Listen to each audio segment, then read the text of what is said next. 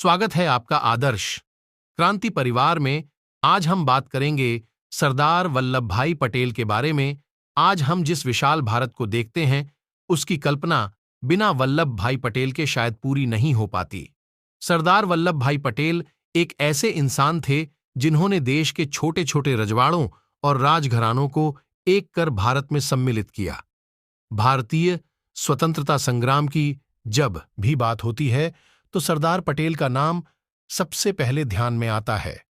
उनकी दृढ़ इच्छा शक्ति, नेतृत्व कौशल का ही कमाल था कि 600 देशी रियासतों का भारतीय संघ में विलय कर सके। भारत के प्रथम गृह मंत्री और प्रथम उप प्रधानमंत्री सरदार वल्लभ भाई पटेल को लौह पुरुष का दर्जा प्राप्त था। उनके द्वारा किए गए साहसिक कार्यों की वजह से ही उन्हें लौह पुरुष और सरदार जैसे विशेषणों से नवाजा गया। बिस्मार्क ने जिस तरह जर्मनी के एकीकरण में महत्वपूर्ण भूमिका निभाई, उसी तरह वल्लभ भाई पटेल ने भी आजाद भारत को एक विशाल राष्ट्र बनाने में उल्लेखनीय योगदान दिया। बिस्मार्क को जहां जर्मनी का आयरन चांसलर कहा जाता है, वहीं पटेल भारत के लौह पुरुष कहलाते हैं। वल्लभ भाई पटेल का जन्म 31 अक्टूबर 1875 को गुजरात के नाडियाड में उनके ननिहाल में हुआ। वह खेड़ा जिले के कारमसद में रहने वाले जावेर भाई पटेल की चौथी संतान थे। उनकी माता का नाम लाडबा पटेल था। बचपन से ही उनके परिवार ने उनकी शिक्षा पर विशेष ध्यान दिया। हालांकि 16 साल में उनका विवाह कर दिया गया था, पर उन्होंने अपने विवाह को अपनी पढ़ाई के रास्ते में नहीं आने दिया। 22 साल की उम्र में उन्होंने मैट्रिक की परीक्षा पास की और जिला अधिवक्ता की परीक्षा में उत्तीर्ण हुए, जिससे उन्हें वकालत करने की अनुमति मिली। अपनी वकालत के दौरान उन्होंने कई बार ऐसे केस लड़े जिसे दूसरे निरस और हारा हुए मानते थे। उनकी प्रभावशाली वकालत का ही कमाल था कि उनकी प्रसिद्धि दिनों दिन बढ़ती चली गई। गंभीर और शालीन पटेल अपने उच्च स्तरीय तौर तरीकों और चुस्त अंग्रेजी पहनावे के लिए भी जाने जाते थे, लेकिन गांधी जी के प्रभाव में आने के बाद जैसे उनकी राह ही बदल गई। 1917 में मोहनदास करमचंद गांधी के संपर्क में आने के बाद उन्होंने ब्रिटिश राज की नीतियों के विरोध में अहिंसक और नागरिक अवज्ञा आंदोलन के जरिए खेड़ा, बरसाड़ और बारदोली के किसानों को एकत्र किया। अपने इस काम की वजह से देखते ही देखते वह गुजरात के प्रभावशाली नेताओं की श्रेणी में शामिल हो गए। जन कल्याण और आजादी के लिए चलाए जाने वाले आंदोलनों में उनकी महत्वपूर्ण भूमिका के चलते उन्हें भारतीय राष्ट्रीय कांग्रेस में महत्वपूर्ण स्थान मिल गया। गुजरात के बारदोली ताल्लुका के लोगों ने उन्हें सरदार नाम दिया और इस तरह वह सरदार वल्लभ भाई पटेल कहलाने लगे। भारतीय स्वतंत्रता संग्राम में वह कई बार जेल के अंदर बाहर हुए। हालांकि जिस चीज के लिए इतिहासकार हमेशा सरदार वल्लभ भाई पटेल के बारे में जानने के लिए इच्छुक रहते हैं, वह थी उनकी और जवाहरलाल नेहरू की प्रतिस्पर्धा।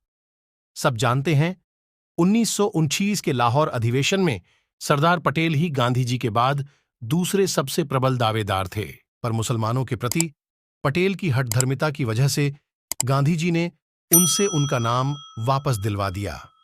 1935-1946 में भारतीय राष्ट्रीय कांग्रेस के अध्यक्ष पद के लिए भी पटेल एक प्रमुख उम्मीदवार थे, लेकिन गांधी जी के नेहरू प्रेम ने उन्हें अध्यक्ष नहीं बनने दिया।